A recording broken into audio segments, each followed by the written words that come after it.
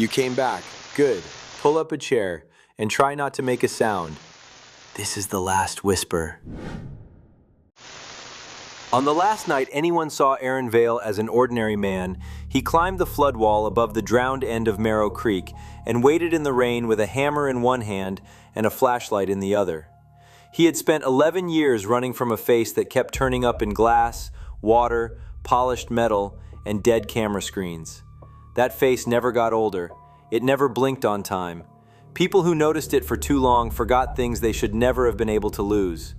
He wasn't waiting for a ghost. He was waiting for the thing that had been rehearsing his life. Aaron had never believed in haunted towns. Merrow Creek was a place people left, not a place people feared.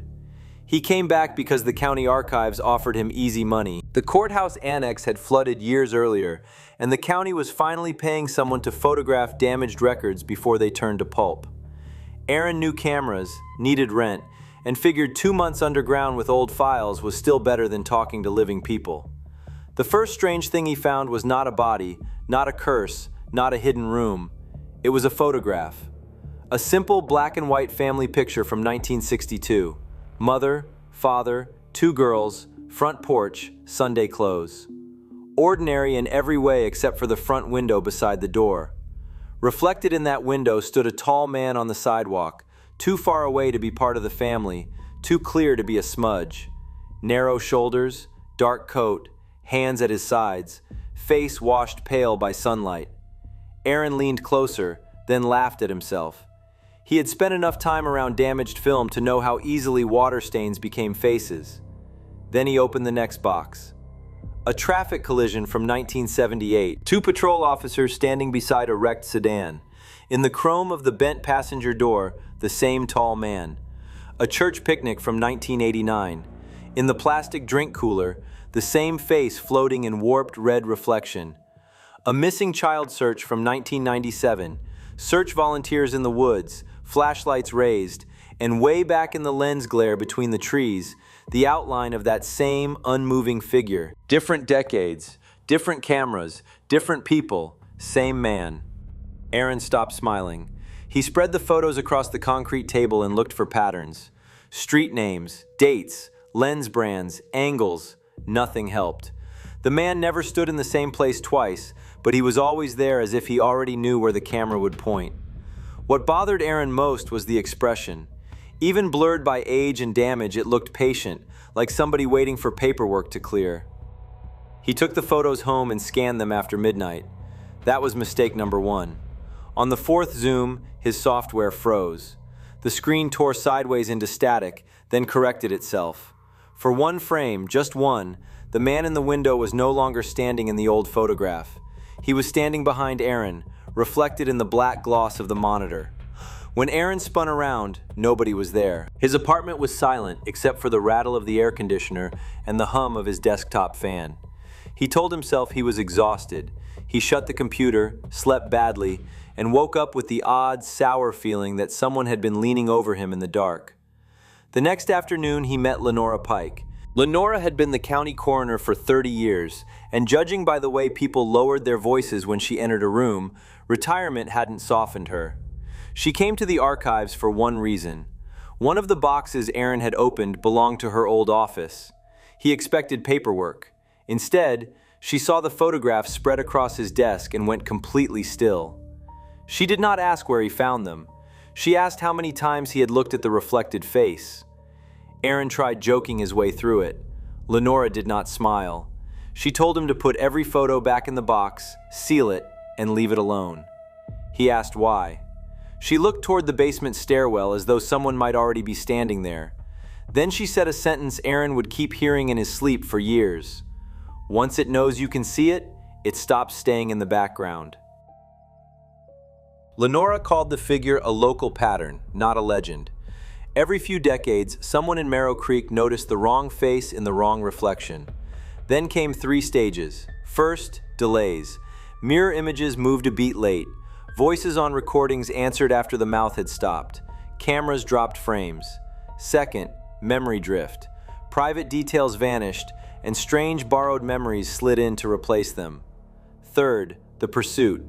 The marked person began seeing an older stranger who seemed desperate to reach them before the thing in the reflection did. Aaron asked the obvious question. Why had no one gone public? Lenora gave him the obvious answer. Because people who sound insane get locked away, mocked, or ignored. And because the few witnesses who got too close forgot enough of themselves to become useless. That night, Aaron covered every mirror in his apartment with towels. He felt ridiculous doing it. He felt worse when it helped. No delayed reflections, no pale face in the bathroom glass. He almost laughed from relief until he walked into the kitchen and saw the man in the black screen of the microwave door. This time the face was closer. Aaron dropped a mug. It shattered across the linoleum. He backed into the hall, grabbed his keys, and left the apartment without a coat. He drove around for 2 hours in freezing rain, too proud to call anyone, too scared to go home. At a red light on Mercer Avenue, he checked his rearview mirror. A rusted city bus had pulled up behind him. Every window on that bus was dark except one. In that one square of glass sat an old man with Aaron's eyes. The light changed. Aaron floored the car. By the time he looked back again, the bus had turned down a side street and vanished into fog. That should have sent him to the police. Instead, it sent him back to Lenora. She told him the old man mattered more than the reflection. The older figure was never the hunter. He was what remained of someone who had already gotten too close to the thing in the glass. Some came back altered. Some came back half erased. Some came back old beyond reason, carrying memories they swore belonged to another life. They all wanted to warn the next person. Most were too late. Aaron asked her what the thing actually was. Lenora rubbed both hands over her face and said Merrow Creek had a lot of dead language for the same mistake. Borrower, near man, wet shadow. The name changed with each generation. The behavior didn't. It learned people by watching them in surfaces that only borrowed depth. Mirrors, windows, camera lenses, floodwater. Once it had enough, it stopped copying from a distance and started walking them down. It wanted routine, speech, reactions, preferences. It wanted a life that already fit. Aaron left with a duffel bag, a hard drive full of scans, and a decision that ruined the rest of his years. He was going to leave town before the pursuit entered the third stage. That sounded smart for about 4 days. In Ohio, the television in his motel room turned on by itself at 3:14 a.m. Not to a channel, to a blue dead screen. In the blue glow, the outline of a man stood behind the bed. Aaron dove off the mattress, smashed the lamp, and spun with the broken base in his fist. The room was empty. The television clicked off. On the nightstand lay the motel notepad. Across the top page, pressed deep into the paper as if written by an invisible hand, were 5 words. Stop letting it learn you. He did not sleep again. The months after that blurred into highways, cash jobs, cheap rooms, and the constant search for places with as little reflective surface as possible. He changed phones, jackets, routines. It changed with him. Sometimes he caught the pale face in a gas station cooler, sometimes in a puddle beside a truck stop. And always, somewhere nearby, there was the old man, limping hard, trying to reach him before Aaron turned the wrong corner. Years peeled off in that rhythm. He worked nights because daylight put too much sky in windows. He forgot his college roommate's name. He forgot the color of his first car. Then he forgot his mother's laugh. New details arrived where the old ones should have been. A yellow bicycle he had never owned. A little sister whispering prayers under a quilt he had never seen. River mud inside child-sized rain boots. None of them were his. The worst part came with recordings. In Milwaukee, Aaron left himself voice notes to hold on to facts. His birthday, his apartment number, the shape of the scar on his knee. Weeks later, he played them back and heard a stranger's breathing before every sentence. By winter, the breathing started after the sentence too, as if someone else was practicing his pauses. In one recording, after Aaron said his own name, another voice answered from farther back in the room. Not yet. That was the year Lenora died. A lawyer tracked Aaron through an old tax record and mailed him a package she had left behind. Inside were copies of death reports tied to the reflected man going back nearly 60 years, plus one handwritten page. Lenora's handwriting looked as severe as her face. It read, "When the older one finds you, listen before you run. The copy always runs. The original is always afraid of what he might hear. Aaron hated that note because it suggested something he had kept nailed shut for a decade. He had no solid memory of the year he turned 12. He had descriptions: summer heat, cicadas, chlorine, a red bicycle helmet, but no sequence, no faces attached to full days. He could remember emotion without event, weather without place. He started checking old IDs, school records, photos. In half his childhood pictures, he was looking somewhere outside the frame. In the bathroom mirror behind him, there was often a smudge too long, too vertical, too human. He drank more after that. He slept less. He started seeing the old man before he saw the reflection, which meant the third stage had finally closed around him. The last time he ran from him was in Marrow Creek, after 11 years on the road, when a grocery store freezer door swung shut and showed Aaron a pale face, smiling in perfect silence over his shoulder. He bolted into the parking lot and nearly slammed into the old man face first. Up close, the resemblance was unbearable. Same eyes, same scar near the chin, same habit of holding tension in the jaw. The differences were age, exhaustion, and terror.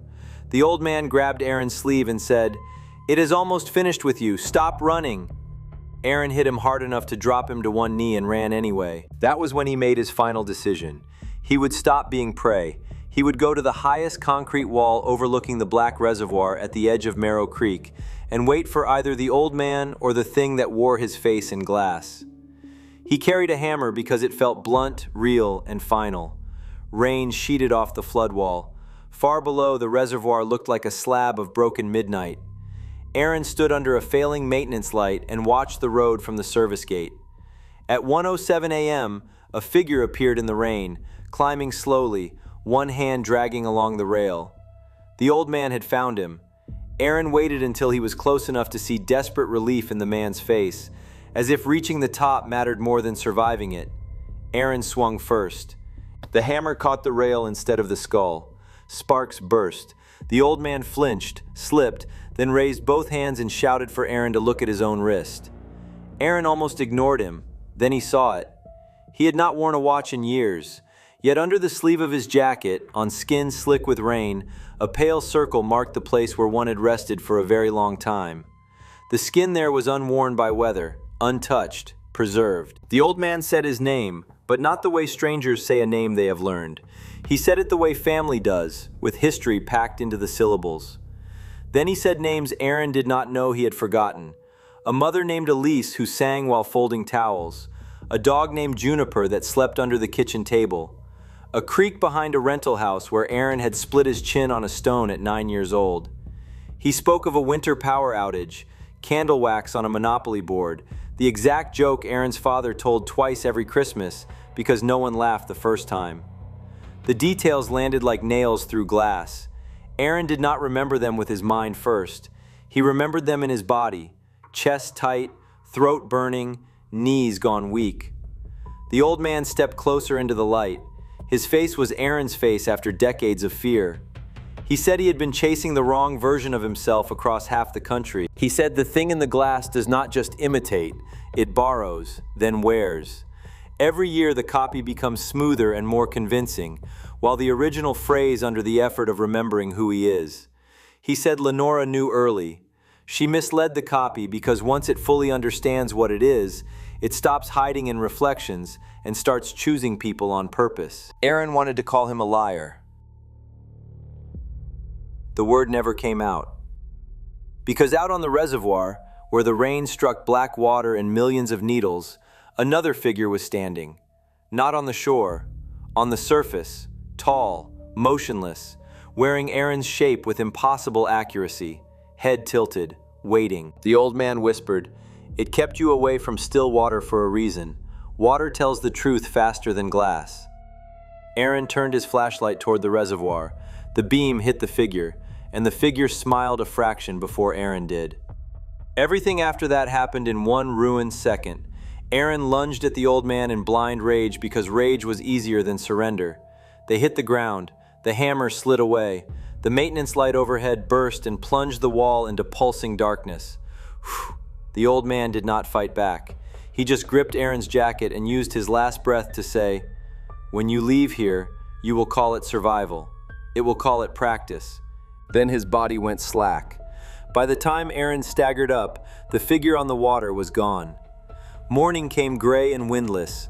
Workers found one dead old man on the flood wall and a younger man sitting beside him, staring at the reservoir as though listening to somebody just below the surface. Aaron gave a statement: self-defense, confusion, rain, bad footing. The county accepted it. Aaron stayed in Marrow Creek 3 days after the funeral. No one attended. During those 3 days, he looked into no mirrors. He packed light. He paid cash. On the 4th morning, he passed a storefront before sunrise and saw himself in the dark glass. The reflection lifted a hand a breath too late. Aaron kept walking. He left town by bus heading west. At the first rest stop, a little girl in line for the vending machines looked up at him, frowned, and asked her mother why that man had another man standing inside his jacket. The mother pulled her away without answering. That was years ago. People still leave Marrow Creek. Some come back, some disappear between one state line and the next. Every once in a while, in a diner window, in a phone camera, in the blank shine of a train at night, somebody notices a face that seems to know them better than it should. A few later describe being watched by a younger stranger who never seems tired and never seems old enough for the eyes he carries. Aaron Vale is still out there. So is the thing that learned him. Maybe they are the same now. Maybe the difference stopped mattering somewhere on a wet road under bad light. That question has never been answered. One detail has stayed consistent in every version of the story. The reflection is always early the first time. The footsteps come later. So the next time a dark window gives your face back with a smile you did not make, do not stand there trying to prove yourself calm. Do not lean closer. Do not check again to make sure you really saw it. Walk away. Keep walking.